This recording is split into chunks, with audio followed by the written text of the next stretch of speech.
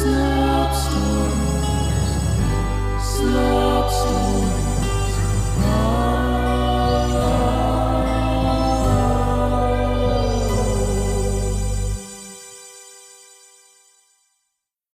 Slop Stories presents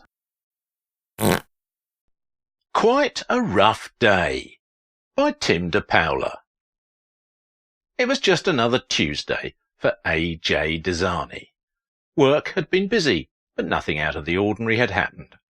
Now it was nearing the end of the work-day, he began packing up his things and went to the restroom to dump out his ice-cold stale coffee from earlier that morning into the sink. The brown liquid hit the round bowl in such a way that physics majors could have studied it for years and not understood, but the coffee vortexed up the sink and all flew back onto A.J.'s tan pants, right on the crotch.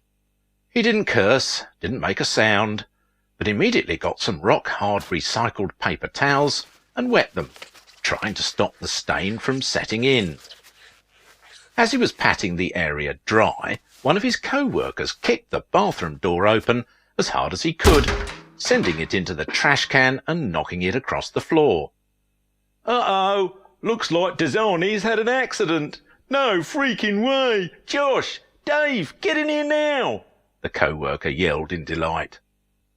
"Ha, good one, Mark, but no, just spilled my," A.J. began. "No way, that's piss, or you shit so bad it leaked forward. I've got to get a photo of this. Guys, get in here," Mark roared, reaching into his pocket for his phone. Mark started taking photos, the volume all the way up on his phone so the shutter click sound was echoing through the restroom.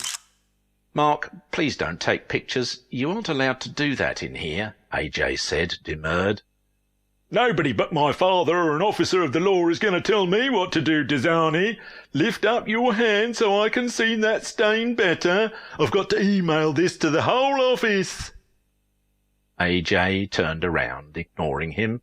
Just then, Josh and Dave ran in, already gawking and laughing before knowing what was going on.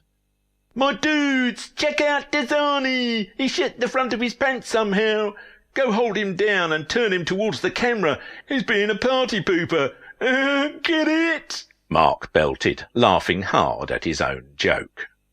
The co-workers stormed over to A.J., grabbed him by the arms and flipped him around, exposing the stain to Mark's camera. "Guys, stop it. This is inappropriate. Let go of me now," A.J. said, his face starting to go red. They just kept laughing and held him tighter, and A.J. had enough. He slammed his foot down onto Josh's shoe, scuffing it and hitting a ripe toe underneath. Josh toppled downward, grabbing his foot. "What the hell, Desani? Are you kidding me? We were just joking around. Not cool, man," Mark said as he and Dave ran to Josh's aid. "I'm reporting this to HR. You've gone too far, Desani," Dave said in his squeaky voice. A.J. was flabbergasted, leaving the room in a mixture of embarrassment and anger. He grabbed his backpack and stormed out of the office. At least today is bowling day, he thought to himself. He wouldn't have time to get a fresh pair of pants, but he didn't care.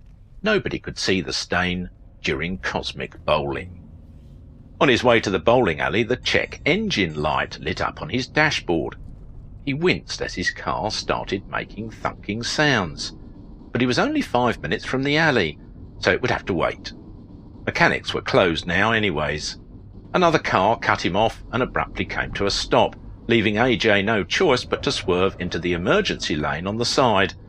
He saw a shattered green glass bottle and winced once again as he heard the crunching under his tyres.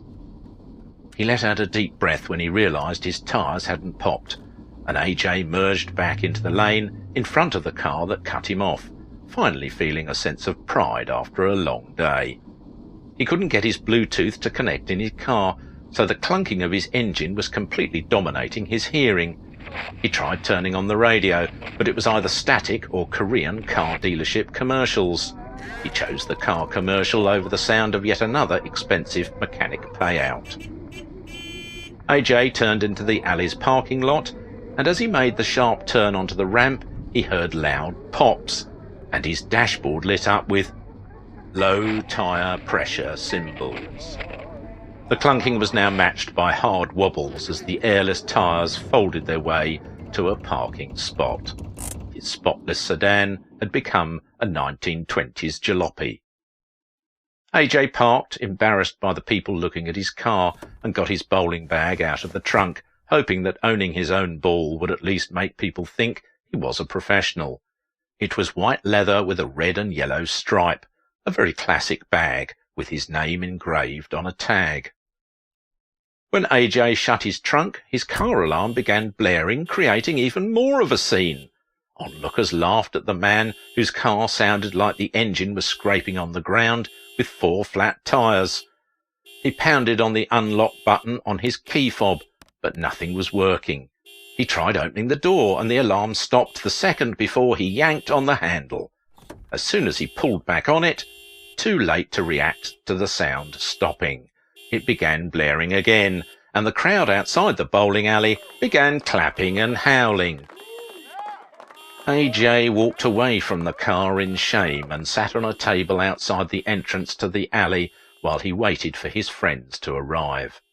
A family was standing beside him, distracted as they were speaking to another family. They had a small puppy, a beautiful golden retriever with eyes like puddles of chocolate, sparkling in the sunlight. Its beautiful yellow ochre coat was so shiny, and it was wearing a tiny blue vest. It almost looked as if the puppy was smiling at him, and it walked over to AJ where he sat. It was the cutest thing he'd ever seen, tail wagging and tongue out as it excitedly pranced next to him, clearly wanting to be pet. AJ bent down and started scratching the puppy behind the ears and on its neck, and its eyes closed and hind legs started bouncing up and down in pleasure. This had to be the best part of AJ's week, maybe even his month. He smiled at the dog and started scratching the top of its head. Suddenly, the dog was yanked away from him by the leash. "Excuse me, please do not touch this dog. Can't you read? He is a service dog in training, and he is not supposed to be touched. You should be ashamed," the mother said chidingly. AJ began to apologize, but the family waved him off and headed inside. Just before the doors closed, the puppy looked back at him longingly. AJ smiled. As soon as AJ looked back at the parking lot, he saw his friends walking up. "Sup, AJ, ready to smash some pins?" Once they had paid and were at the lane, AJ unsheathed his gorgeous onyx black 16-pound bowling ball. Today was the day he'd finally get his turkey. 3 strikes in a row. It was dark in the alley, as the lights were only dim pastel colours and shimmering disco balls, the music roaring beside the crashing of pins. He noticed the family was stationed on the lane next to them, but put his head down and tried not to look over again. The puppy was peeping over the bench and looked at AJ, but he resisted looking back, not wanting any trouble with the family. After a few rounds, AJ was on his last frame. He had gotten 2 strikes before, and this was finally his time to shine, a fine turkey after a long day of hardships. As he stood holding the ball in front of his chest, eyeing the pins at the end of the lane, he took a deep breath. He began his calculated journey to throw the ball and pulled it back far behind him. Just before he let go, the puppy ran over excitedly to greet him, hopping on its hind legs. It was too late. The 16-pound bowling ball crashed into its head with a shattering crunch. AJ fell to his knees, shocked at what had happened.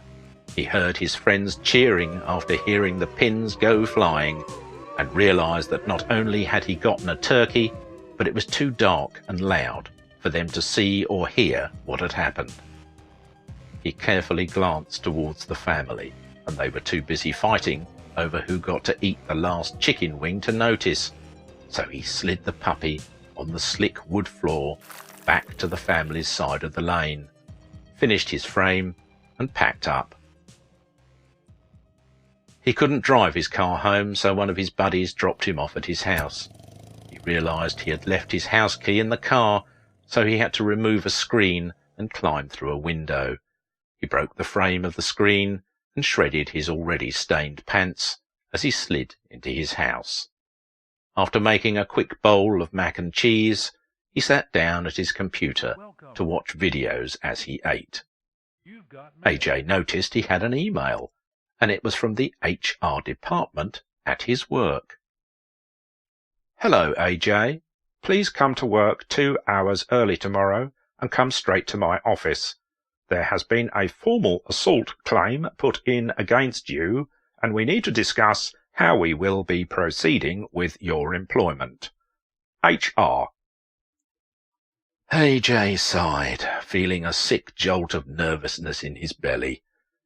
He sat down to the mac and cheese and called someone on the phone. Hey, it's AJ. Can you talk? Sorry, I need to vent.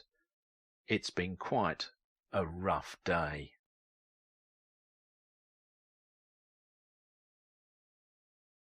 Thank you for listening. I've been your freshly mowed narrator, Simon Hensby.